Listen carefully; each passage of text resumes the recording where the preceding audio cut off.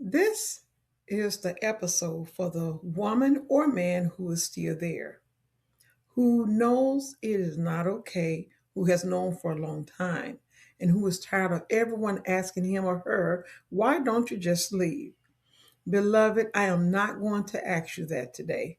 I am going to sit with you and I'm going to tell you the truth about why staying is so much harder than leaving looks from the outside. Welcome to Time to Breathe Again. I am Dr. Bessie Allen. And before we go any further, I need you to know something about this episode. I am not going to tell you to leave anybody. That is not my job. That is between you, your safety, your discernment, and God. What I'm going to do is take the shame off the staying, because if you are still there, you have reasons, and those reasons deserve to be named.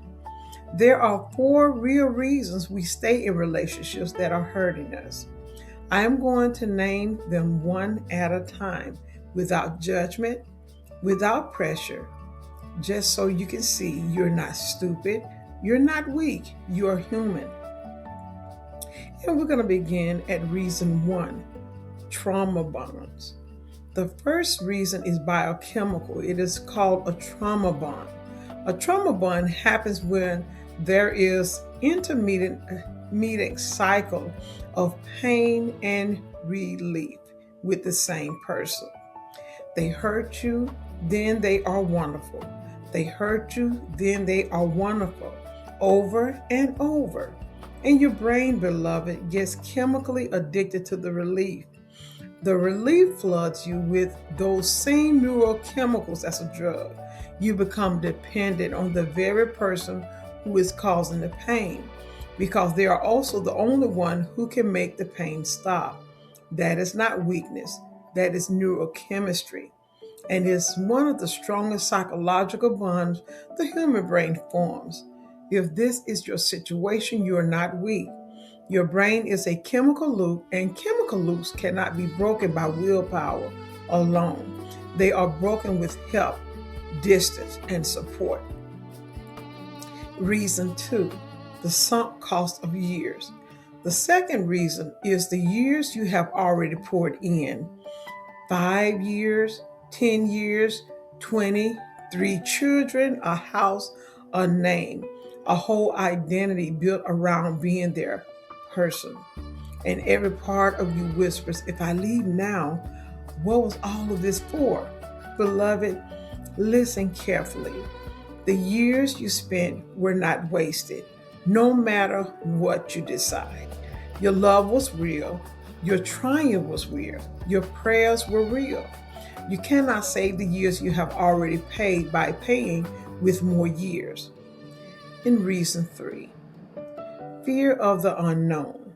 The third reason is the fear of the unknown, the pain you know, even when it is terrible. Your nervous system has adapted to it. You have a strategy for it. You know what days are worse. You know how to survive it. The unknown has none of that. The unknown is a blank page. And to a traumatized nervous system, blank pages feel more dangerous than familiar pain. That is why people return to relationships that hurt them, not because they want the pain, because the pain is mapped and the alternative is uncharted. Reason four, hope. The last reason is the most complicated one, because it is the most beautiful and the most painful at the same time. Hope that they will change. Hope that the version of them you saw on the good days is the real them. Hope that the love you remember in the beginning is still in there somewhere, waiting to come back. Beloved, hope is a holy thing. Hope is not the problem. The question is, what evidence is your hope based on? Hope based on patterns is faith. Hope based on speeches is fantasy. They are not the same. 4 reasons: trauma bonds, the sunk cost of the years, the fear of the unknown, and hope. If you recognize yourself in any of them or all of them, you are not weak, you are human. Naming is not pressure to leave. Naming is the beginning of being honest with yourself. And on this week, I want you to take a gentle action step. Write down one true sentence about your situation, just one.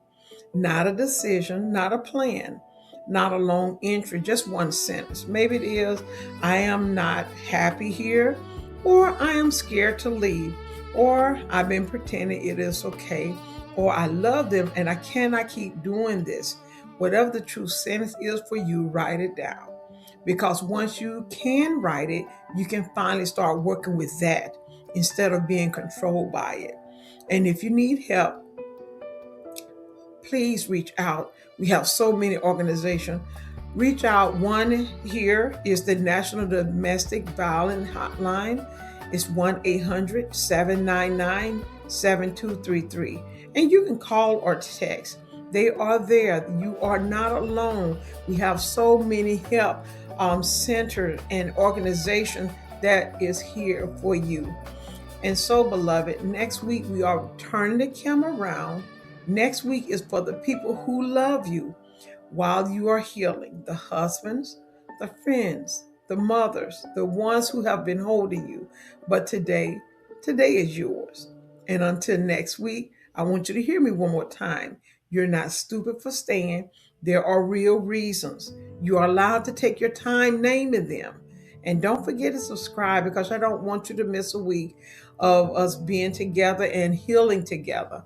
And I want you to share this with someone who has been silently carrying this. And don't forget to get your free breathing room journal in the link below. And as always, I'm so glad you're here. And I will see you next week. And until then, keep breathing.